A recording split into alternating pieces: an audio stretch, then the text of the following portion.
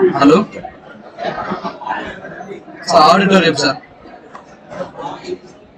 I'm doing, sir, doing, sir. Doing, sir, doing, sir. 10 minutes, sir, 10 minutes only, sir.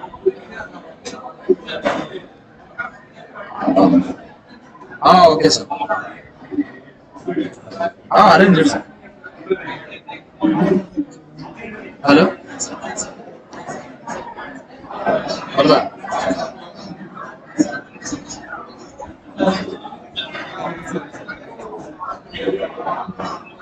Okay.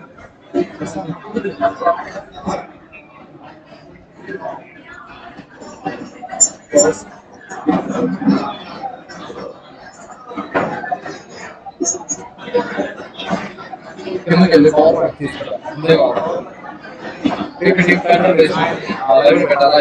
upload చేసుకోండి voice వస్తుందా Mohan keyboard తీసుకురా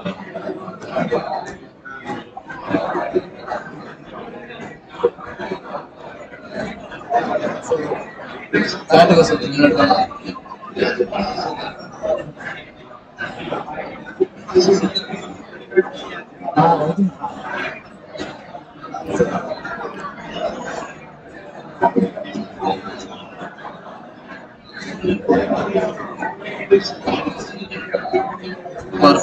hello hello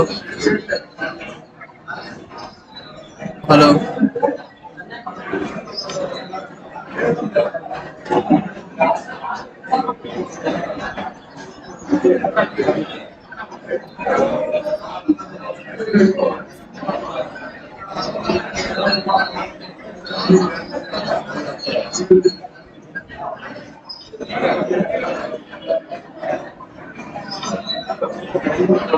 இல்ல முன்னாடி சௌந்தர்யம் இப்ப சௌந்தர்யாவோட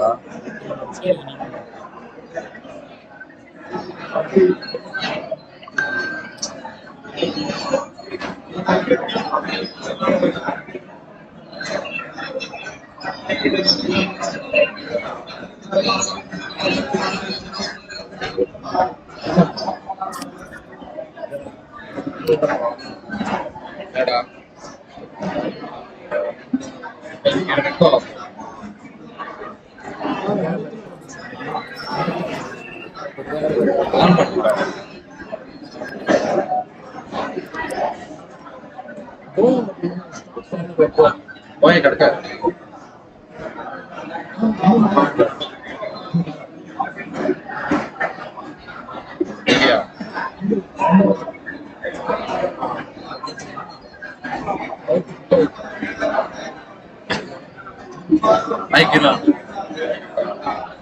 hello hello கேக்குதா பாப்போம் நல்ல வாய்ஸ் அங்க போய் கேள்ப்பா வாய்ஸ் எதுவுமே கேட்காது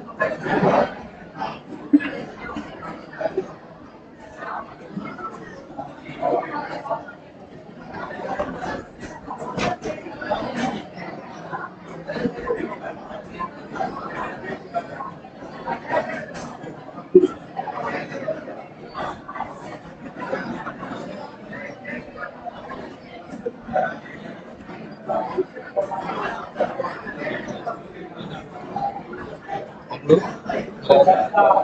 ఇల్లు ఇది ఫార్వర్డ్ అసలు ఇక్కడ సైడ్ మార్చండి మళ్ళీ బయటికి రావాలి.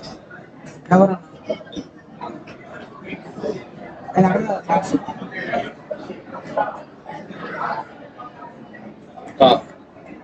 అప్పుడు చెయ్యి ఆరు సైడ్ మార్చి ఏడు సైడ్ మార్చాలి.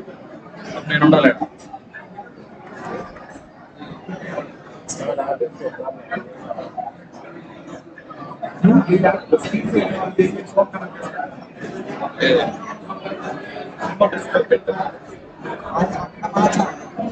ఇక్కడ మార్చుకోవచ్చు.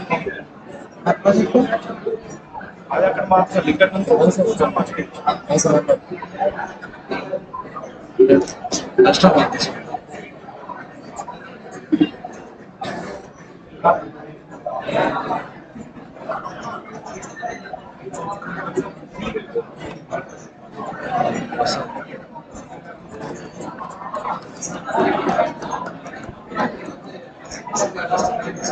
కట్ చేయకూడదు. లైవ్ లో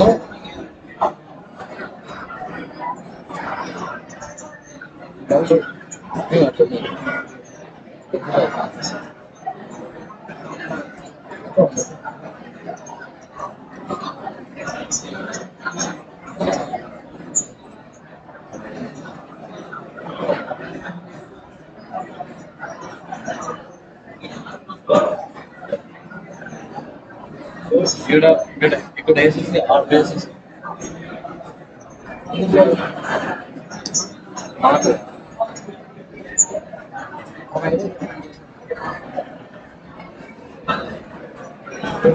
సైడ్ చేసి అర్సన్ చేయాలి.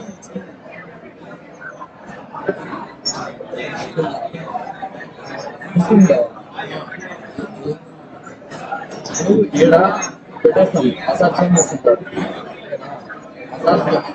అక్కడ మార్చాలి. సార్ సైడ్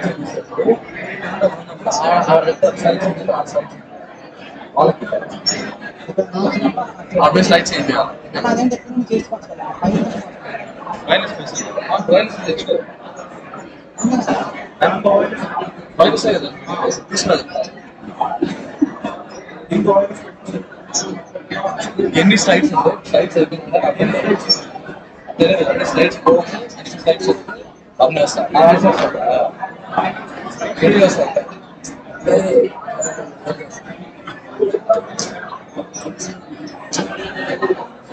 ఒక స్లిప్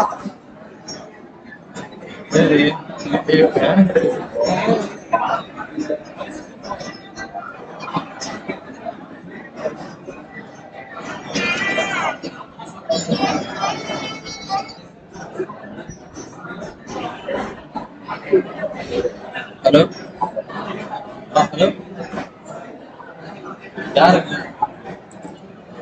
यार हेलो हाँ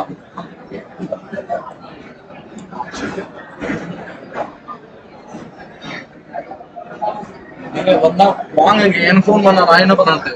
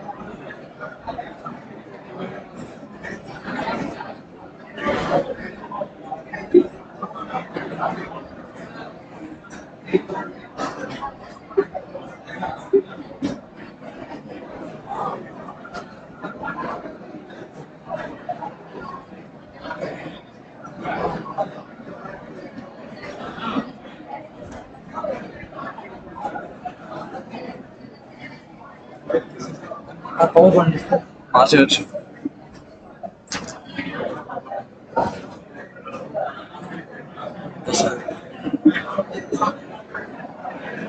ఎంత స్లోగా ఉంది వేరే పబ్లిక్ వేరే ఫైనాన్స్ తీసుకురా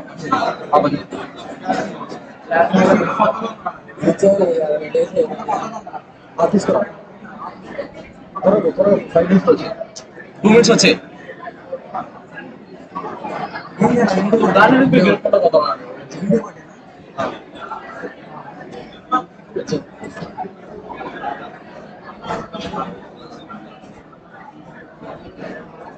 కూడా మీరు పెట్టేసి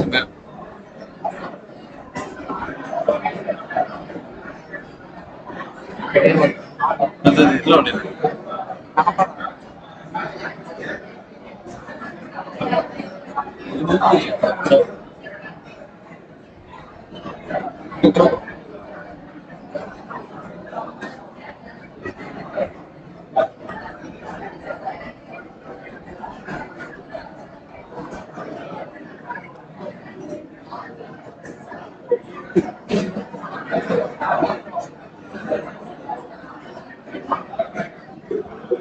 కనబడతాయి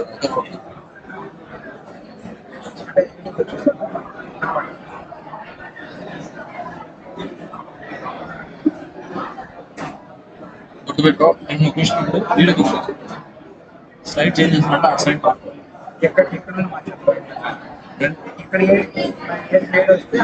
ఆ స్లైడ్ కావాలి మొత్తం 7 కాపీ చేస్తాను ఆడ కాపీ చేస్తాను ఓపెన్ చేస్తాను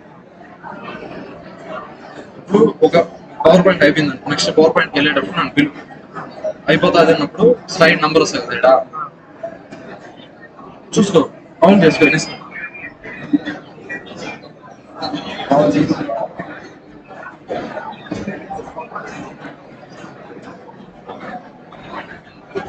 మైక్ ఆన్ చేయలేదు కదా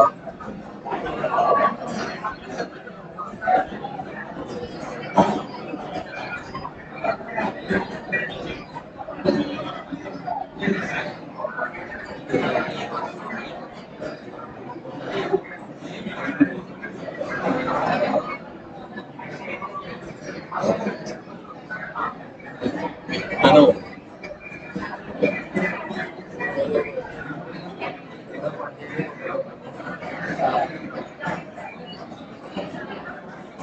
ఎవరు నొప్పి నేను నొప్పి అప్పుడు ఆయన ఇవ్వాలి కదా రైట్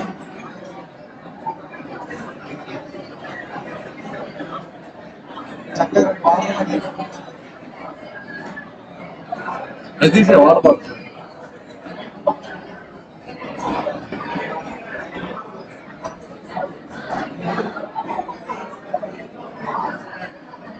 అన్నీ ఉండవు దానికన్నా చూసుకుంటాం కూర్చోబెట్టాం అది కింద పెట్టాల్సిందే లేదు. అది కాదు బాటల్ కింద కూర్చోబెట్టు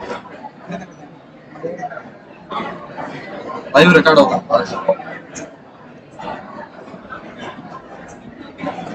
ఇప్పుడు బైక్ పెట్టి మారుతుంది ఎంత వస్తుంది చూడు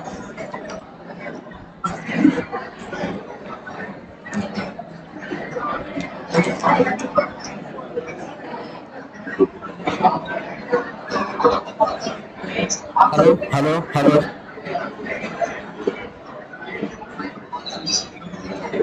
ఇప్పుడే పెట్టాం మైక్.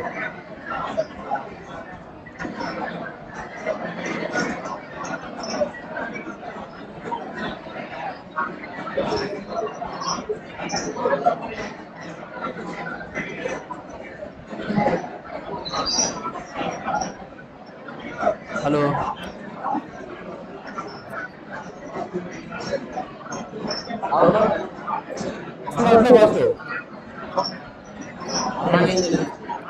చూడు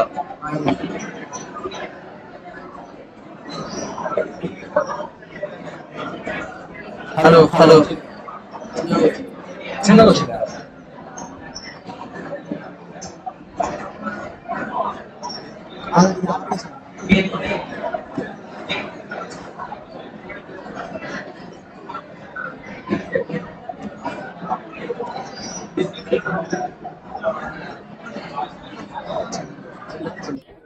ఇప్పుడు చూడు. Hello hello hello hello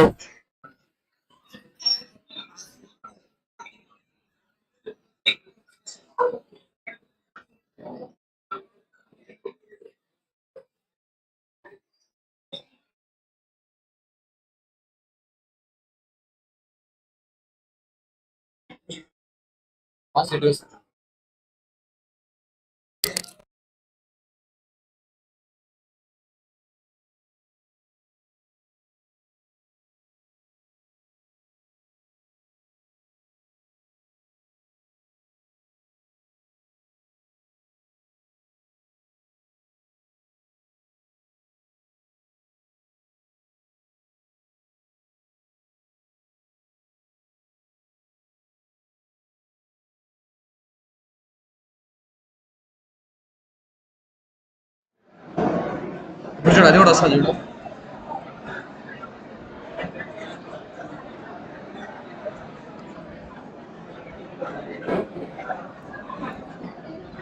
hello hello hello hello hello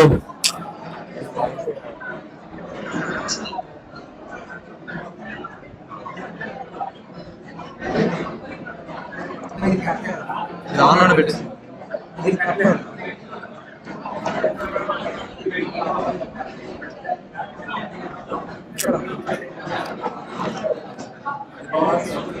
ఏది ఇదా వస్తుంది కదా. ఇది చూడు రెండు వస్తుంది చూడు రెండు వస్తుంది hello hello hello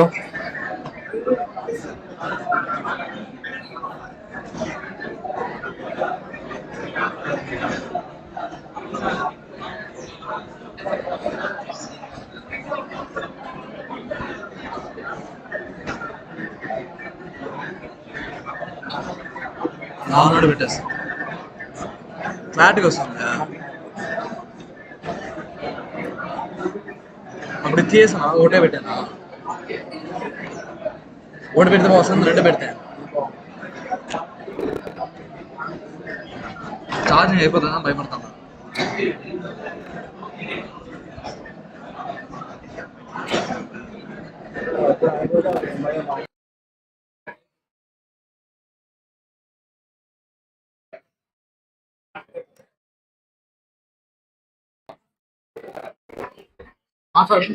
hello hello hello hello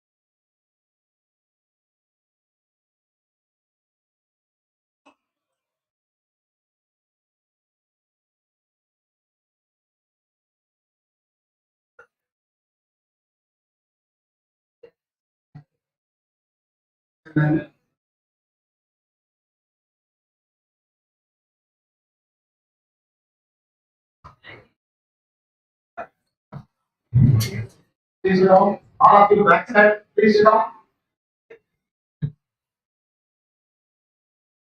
Please take your seats.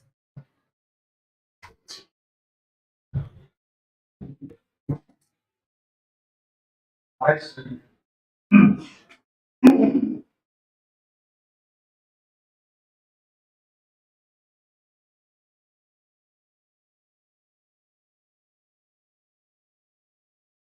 That's it.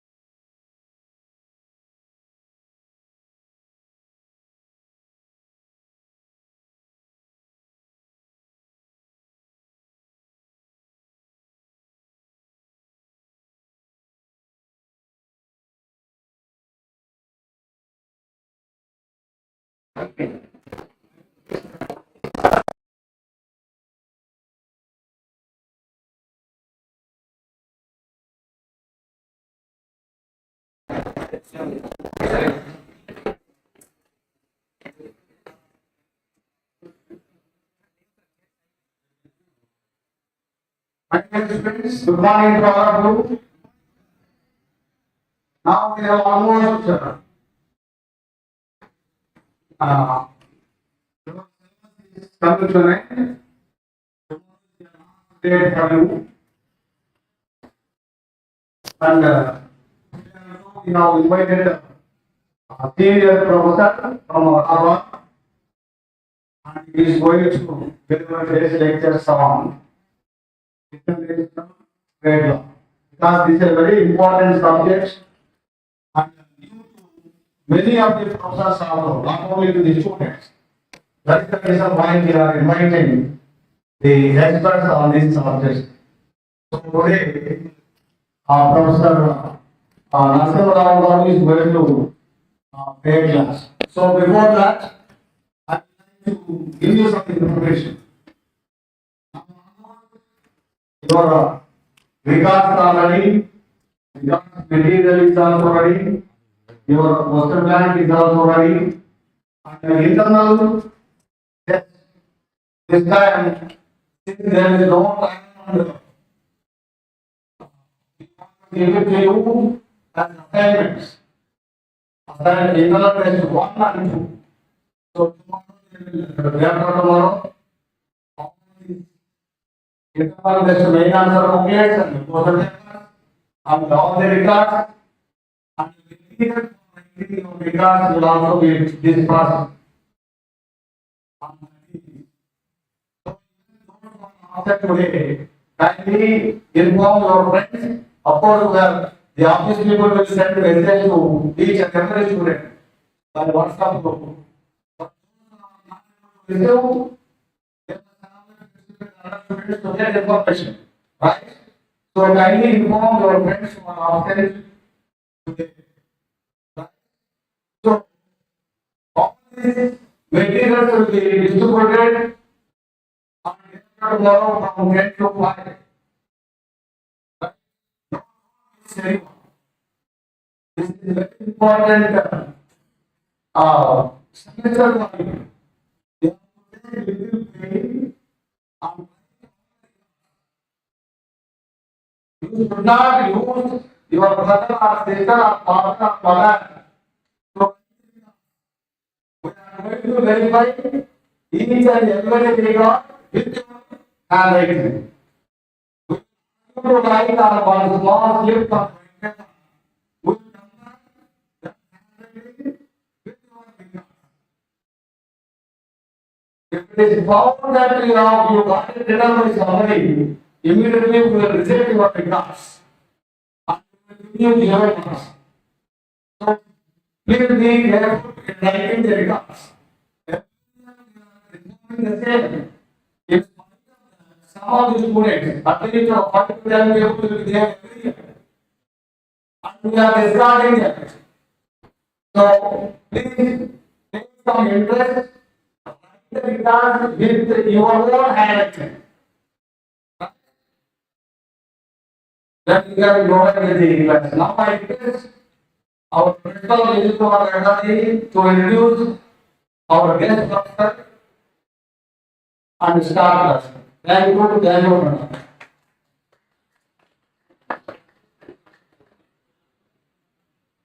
Thank you, sir. Giving me this opportunity. Guest speaker. Good morning, dear students. I take this opportunity to welcome today's chief speaker, Dr. who is working as an associate professor in Maritime University, Ahmedabad. It is a great pleasure for me to introduce our speaker today, who is going to talk us about the World Trade Organization and the related laws. As our honorable director already he was about the importance of this subject. We invited to be our guest speaker to talk about this important subject. Sir, it is an honor and a privilege for us to have with us today. Dear students, like other previous guest speaker, our speaker, he started his career as a lecturer in law in Srimati Vasavakarkam Law College, Kadapa. Meanwhile, he joined as a manager in March 1998. So he is having a vast experience in international trade law as well as in banking. Also, he has completed his PhD in law from Osmania University in 2012 and his Master of Law in International and Constitutional Law from the University of Madras in 1988. And also, he has completed his PhD degree from Andhra University, Visakhapatnam in 1983. He is a award-winning professor. So, with this brief introduction, because sir already warned me not to exceed 1 minute. So with this, once again I welcome all of you and I welcome the today's chief speaker to address you. సార్కి screen పెట్టేసి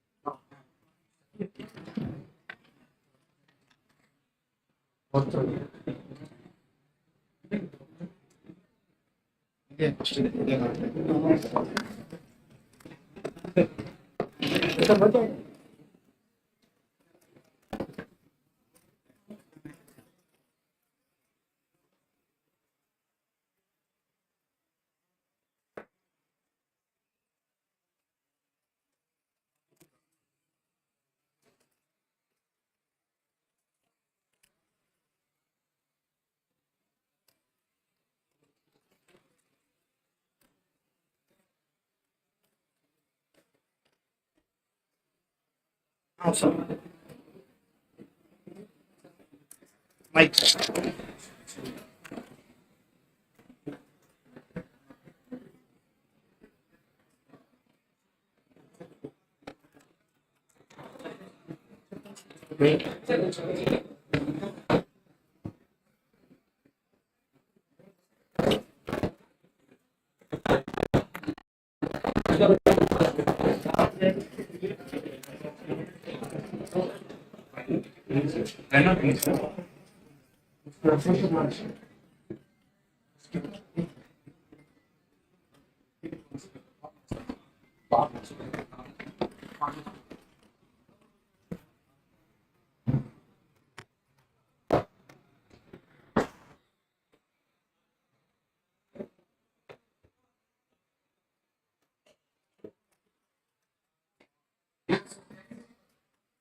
Simultaneously also we have another program that is a donation camp also we are conducting.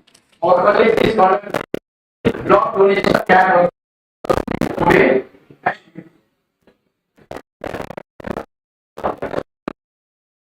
Today we have a small poster release program is there.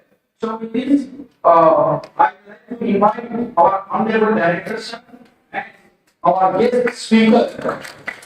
Narasimha Mausar to release the poster.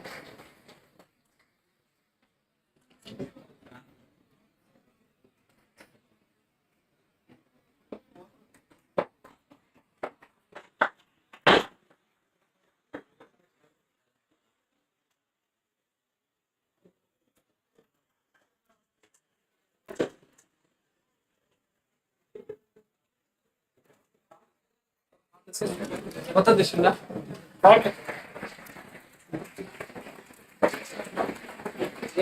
ఈ లోపల అయ్యగా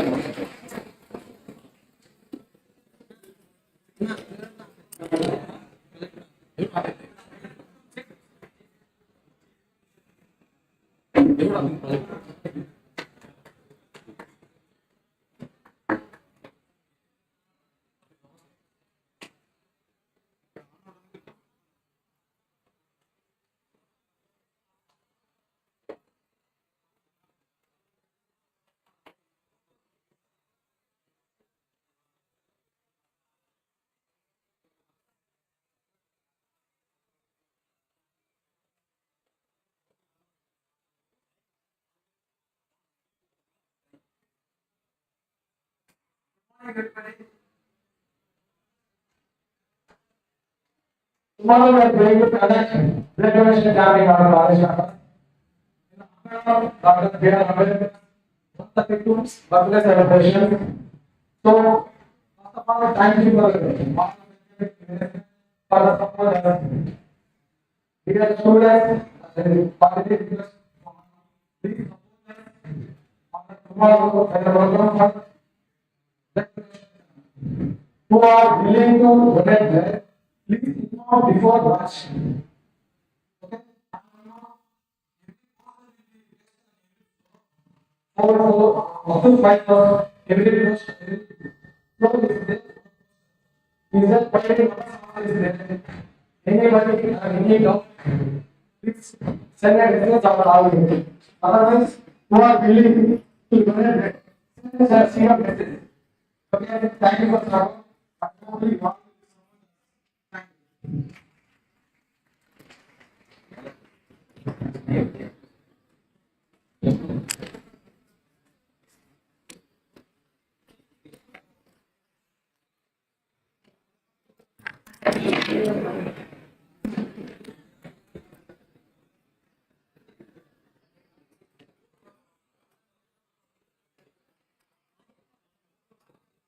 sir ఇక్కడ sir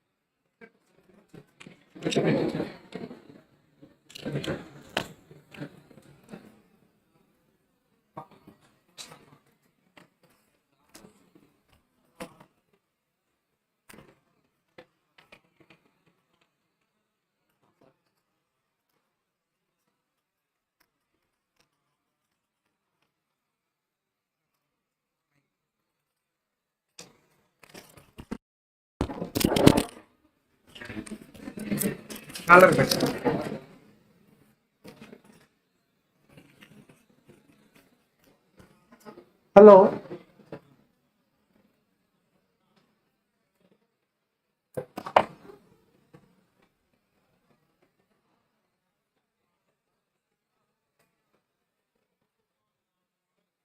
Good morning. Very good morning to all of you. Very crowd is beyond my expectations. No problem. We can manage everything provided with your cooperation. Your cooperation is there, we can manage everything. So, I start today. No. Please maintain silence. That's very important.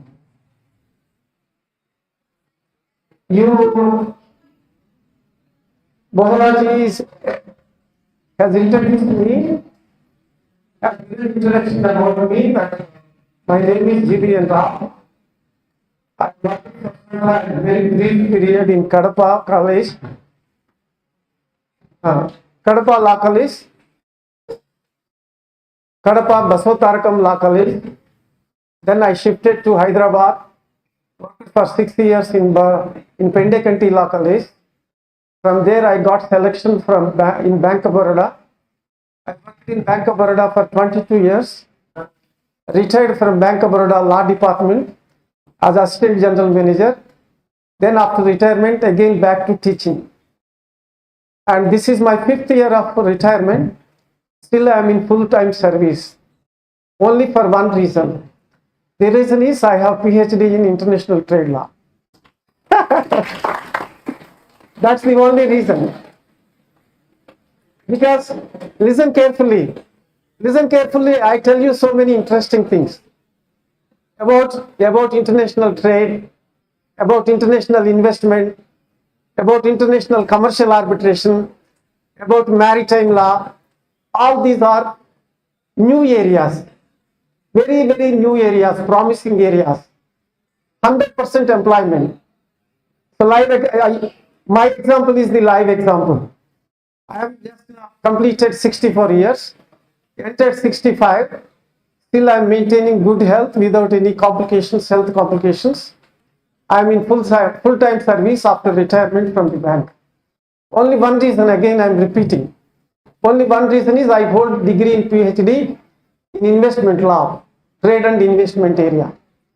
So this area is normally will not be preferred by the students because this is technical in nature. It's more closely related to international economics.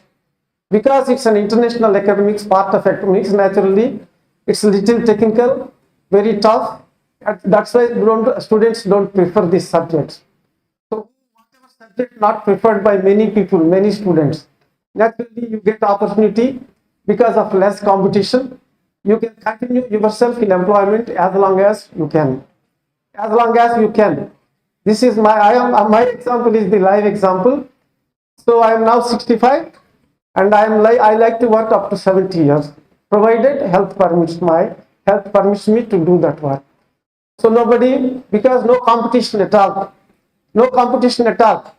I applied to the Maritime University for three times for the post of professor as well as associate professor. All the three times, listen carefully. Friends, listen carefully. I am telling you the truth, 100% true. All the three times, no single application has been received by the university for the post of professor as well as associate professor in international trade law. No single application except my application. Ultimately, third time they selected me as associate professor. I'm happy with the associate professorship. I'm drawing a good salary than I was drawing when I was in the bank. So they are paying me 7th pay commission salary, which comes around 2,22,000. And also I get pension 50,000 from the bank, 2,70,000 automatically without any effort from my side. It will come into my account every month. Every month, this is the live example. So you have to choose the areas which others do not follow, which others do not walk on.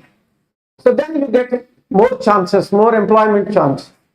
Then you can stay as long as you can in that particular employment, you can grow well. So because opportunity is more, competition is less, ultimately you gain a lot. That's the trick you have to play. That's the trick you have to learn. If you learn this kind of trick, you can continue as many years as possible in the employment and support your family. Your employment supports your family, your children. So that's the ultimate purpose. That should be the ultimate purpose of your gaining employment and entering into employment. So all of you work hard. Another important thing is no rest at all. No rest at all. No waste of time by going temples, by visiting temples. I never visit a temple. I never go to a cinema. So 4 साल हो गया मैं cinema देख के 4 साल हो गया. तो Salman Khan cinema, what is that? Tiger जिंदा है. That's the last movie I saw. So without rest, if you continue work hard, definitely you can reap the benefits very easily. So in that process, all these things have come to my mind in the late age, after 55. After 55, I completed my PhD. After finishing my PhD, I go on completing several degrees. You believe it or not, I completed 25 degrees. So now, I completed 25 degrees sitting at my table without moving from my table. Yesterday also I completed one certification. One certification from foreign universities. All these certifications I got them from various foreign universities. Nowadays, online education is very popular, very popular. Free online courses. So now, again I am repeating, free online courses. You need not spend any single pipe from your pocket. You can sit at your own place and complete degrees. Then all these degrees will work for you, work for your benefit. That's happening in my case. I am the live example. I am not boasting about myself. I am the live testimony that I am still in the employment even after retirement after 5 years. So all my friends retired with me from bank. They are just taking tea at home in the evening and going around places and coming back, eating and sleeping. I'm not doing that exercise. I'm not wasting my time at the age of 65. Yesterday also I completed one degree.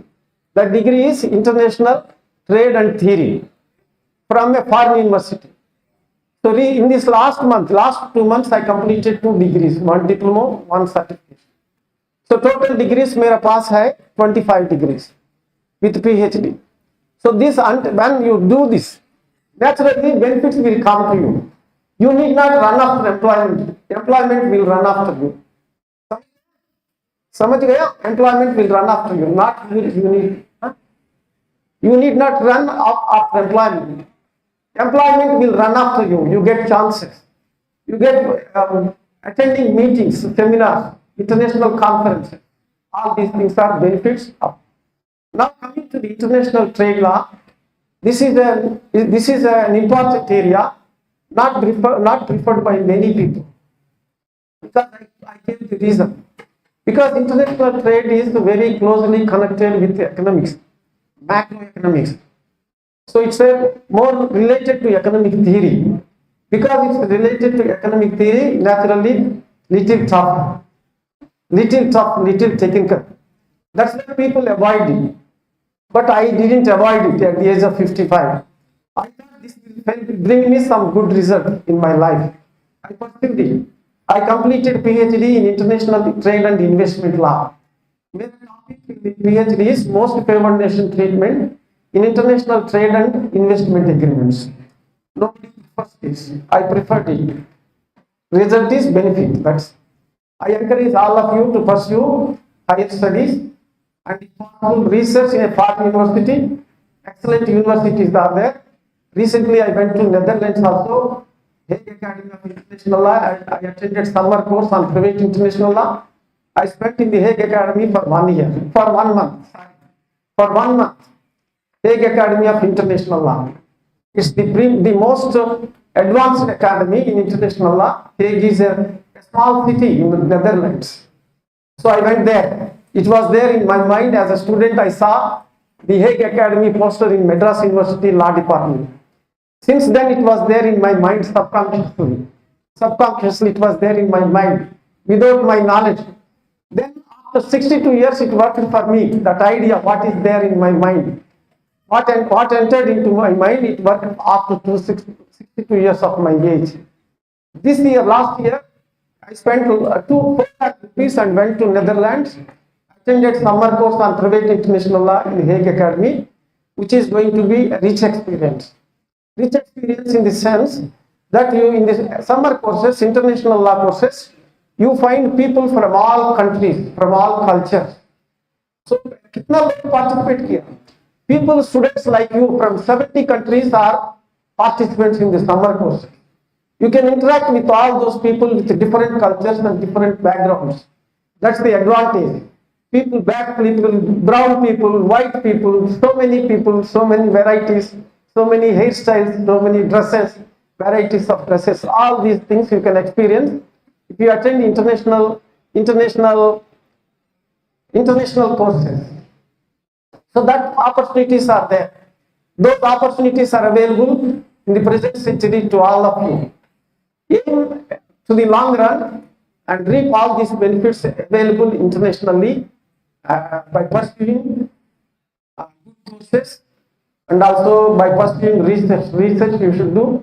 Most of you, I encourage you to do research, and ultimately you will be benefited by the research knowledge, research experience. All these things matter in your life, personal life. Once they matter in your personal life, ultimately they matter to the society, they matter to your family, they matter to the society where you are living, ultimately to the country. That is my experience. Now coming to the our syllabus. So I came to know that international trade law is one of the subjects prescribed for the final year students.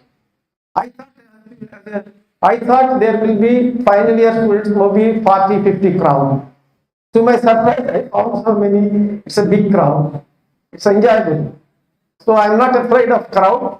It's enjoyable. I can share my knowledge, whatever little I have.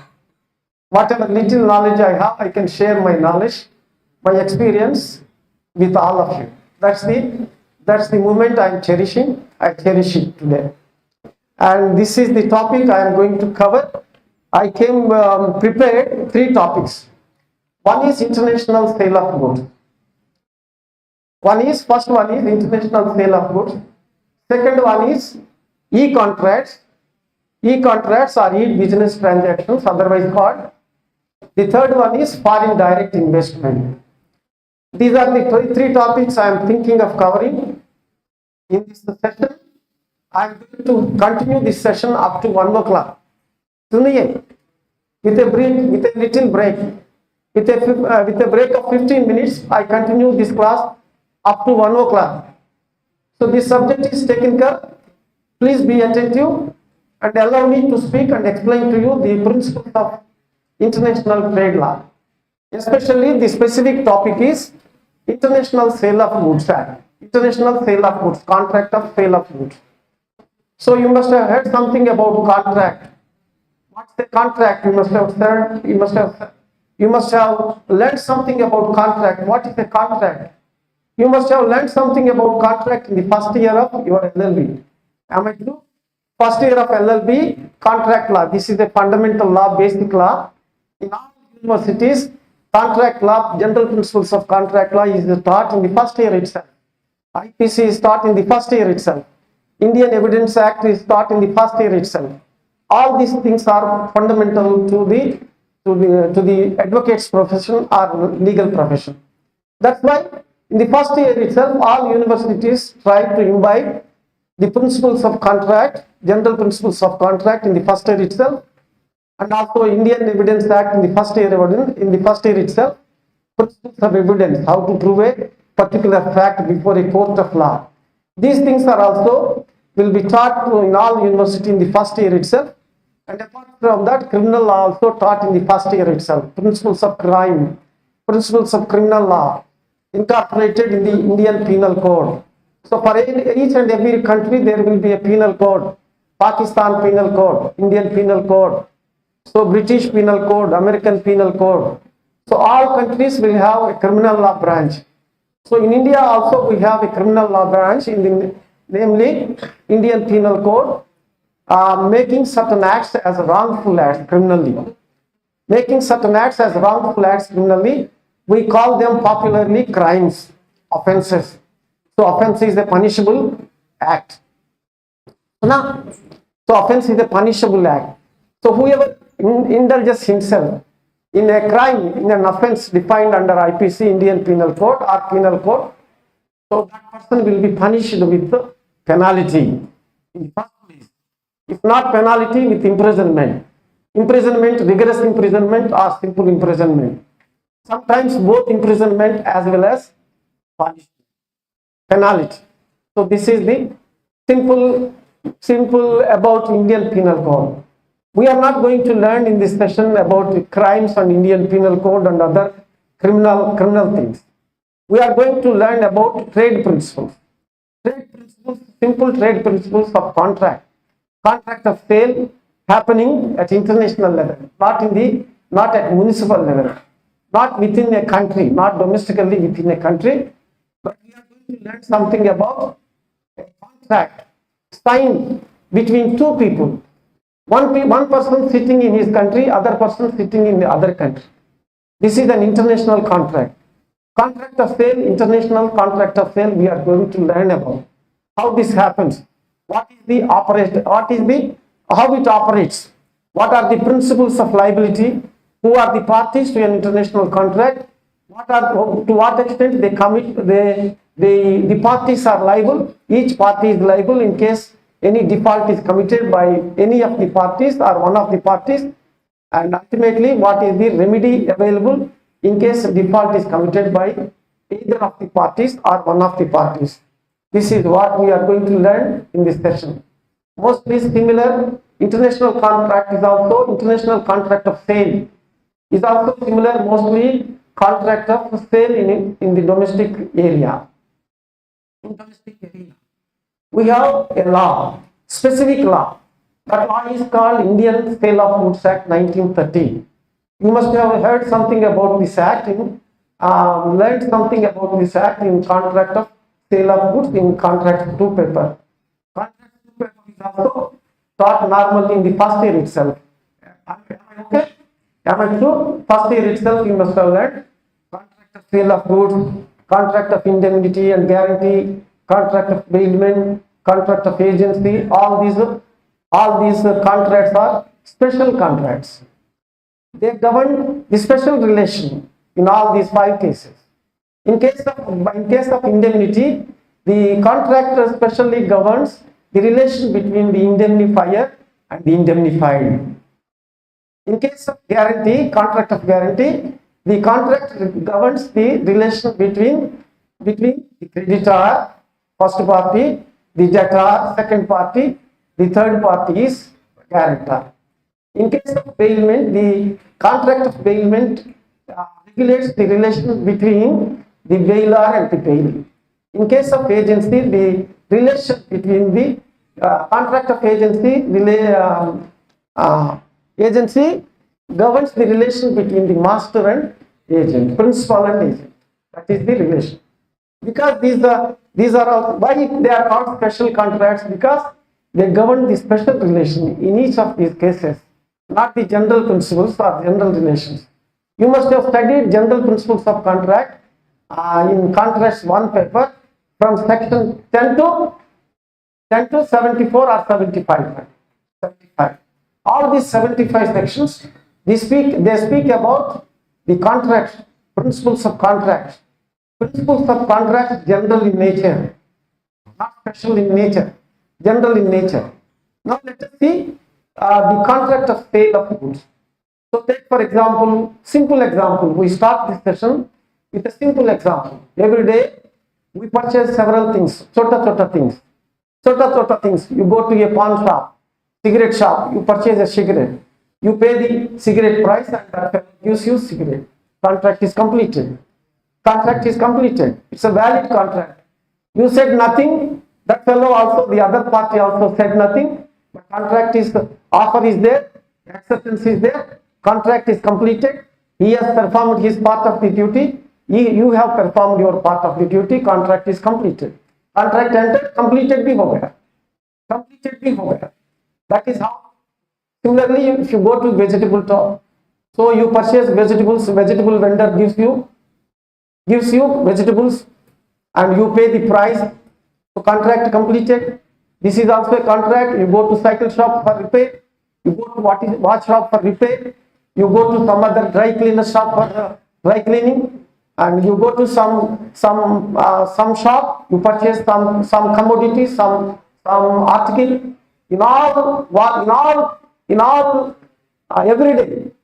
Every day we enter into several contracts. Without knowing, without knowledge, we are entering into contracts. So life is full of contracts. Life is full of contracts. Without contracts, we cannot live life. So contract of sale is also contract. So contract of sale may count parties. Who are the parties in a contract of sale? Seller is there. Who sells the good? The buyer is there.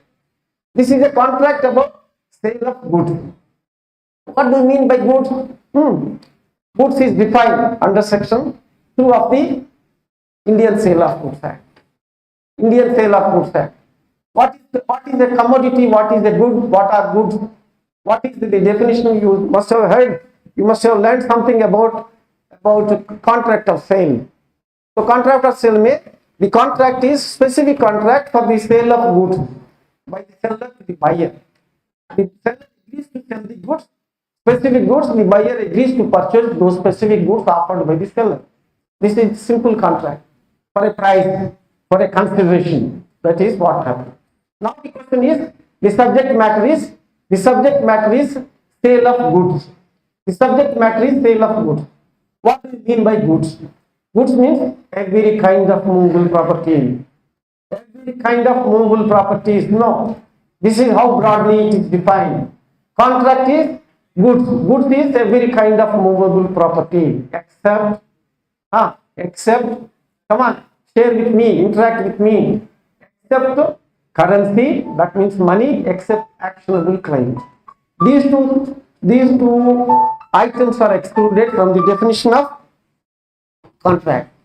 All commodities, all goods, all articles except actionable claim, except money.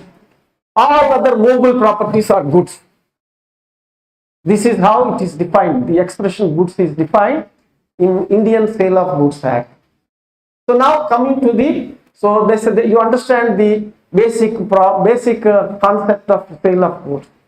The same thing happens internationally also. Internationally also sale contracts happen. People will conclude contracts, people will sign contracts. At international level also there are two parties. The first party is seller sitting in his country. The second party is buyer sitting in his country, separated by distance, separated by long distance. This is the difference. Seller is there, seller is sitting in one country and buyer sitting in the other country. So seller agrees to sell the goods and buyer agrees to buy the goods. Then they come to an understanding about the sale of the goods. Goods will be transported from seller's country to the buyer's country. Goods will reach to the buyer's country. He takes the delivery of the goods. Then contract concludes. After taking delivery of the goods, the buyer pays the price of the commodities received by him, and contract will be over. So this is how international sale of goods differ from domestic sale of contract. Both are similar, but with certain dissimilarities. Some dissimilarities are also there. We can see the dissimilarities. When a contract is understood, when a contract is reached between two people, here seller and the buyer in this case. So naturally, when the contract is reached between seller and the buyer, they are bound by the terms of the contract. Why they are bound by the terms of the contract? What is the reason? What is the reason of their binding by the terms of the contract? Once you say contract is a promise, agreement is a promise. Once you make a promise, you cannot go back from your promise. Your promise binds you. It's a commitment, binding commitment. So because it's a binding commitment, once it is concluded validly by both the seller and buyer, they cannot go back from their respective promises. The contract says you are bound, you cannot take back from your promise. That is what law says. That is the enforceability, binding effect of your promise. Whether it is your personal life or commercial life, once you make the commitment, once you make the promise, your promise binds you. You are agreeing to marry a girl. If you make a promise, automatically it binds you, whether you like her subsequently or not.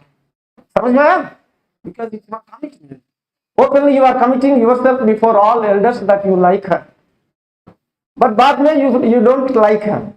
Then you will not, at that particular time, you will not be allowed to go back from your promise. Azu-bazu elders say, Azu-bazu elders, that means neighboring elders say, you have to stick to her only.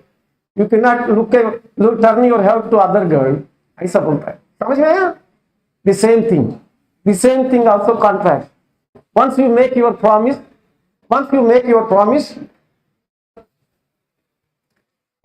will they be able to? Once you make your promise, you cannot be allowed to take back your step. You have to 100% stick to your promise.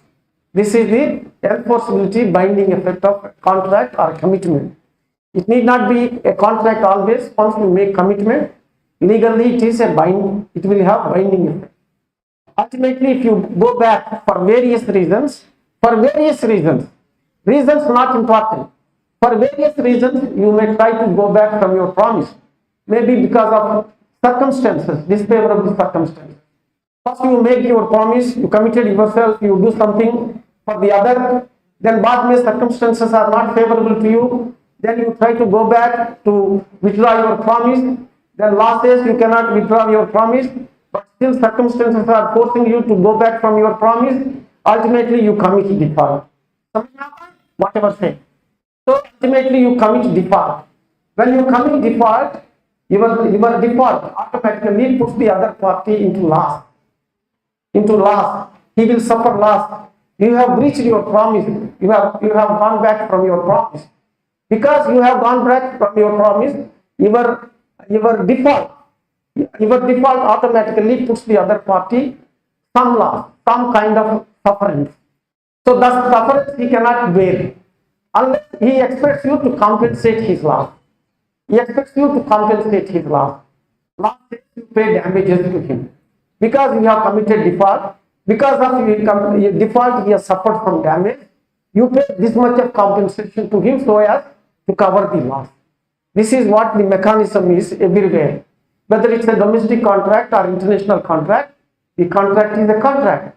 So even if one party is sitting in one country, seller is sitting in his country, the buyer is sitting in the other country, contract is a contract, commitment is a commitment.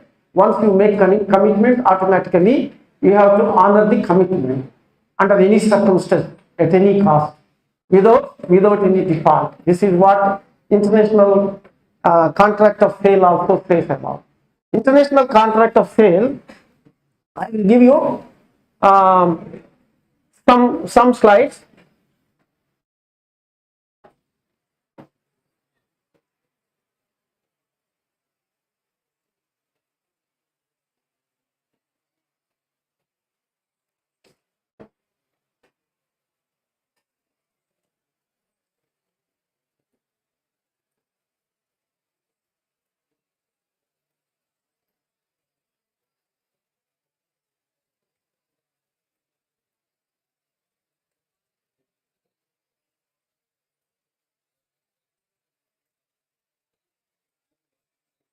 कहाँ गया? Mask मतलब सुंदर थी।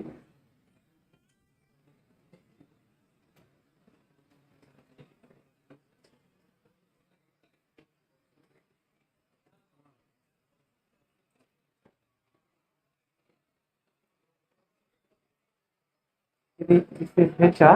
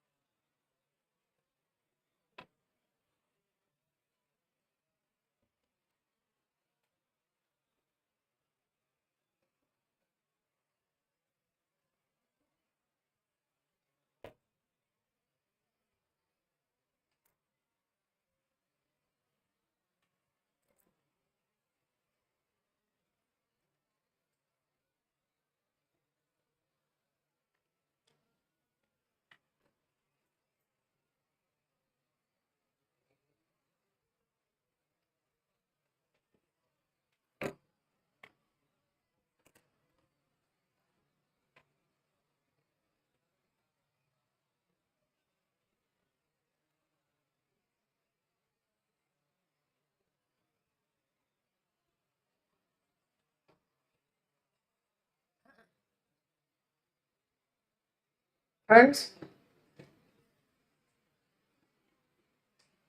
look at these slides. I'm going to present some slides on international sale of goods. So just like we have discussed, just now we have discussed that the domestic sale contract of sale in domestic arena are domestically governed by two things: General Principles of Contract and Contract of Sale of Goods, 1930. Similarly, when a contract of sale happens internationally at global level, you have a specific law. That specific law is called United Nations Convention on Contracts for the International Sale of Goods. This is a convention, United Nations Convention. This governs the contractual relations between the seller internationally and the buyer in a international contract of sale. So we have seen just now, if a contract happens in a domestic, within the jurisdiction of a particular country, it will be governed by the contract law of that particular country. In India, we have Indian Contract Act, and specifically there is another enactment called Indian Sale of Goods Act 1930. These two enactments govern the domestic sale contract between the seller and the buyer. In case sale happens globally, across the border, between the seller sitting in one country, buyer sitting in the other country. So which is the law governing their relation? This is the law. What is the name of this law? United Nations Convention on Contracts for the Sale of International Sale of Goods. This is a convention. This is a convention. What do you mean by convention? This is not a legislation passed by the parliament of any country, but it's a convention. What do you multilateral convention, not a bilateral convention. So what do you mean by multilateral convention? What is a convention in general? Convention is an agreement between the countries, between several parties. In this case, between countries, between states. So because this is a convention agreement between states, agreements are binding on all the parties to the convention.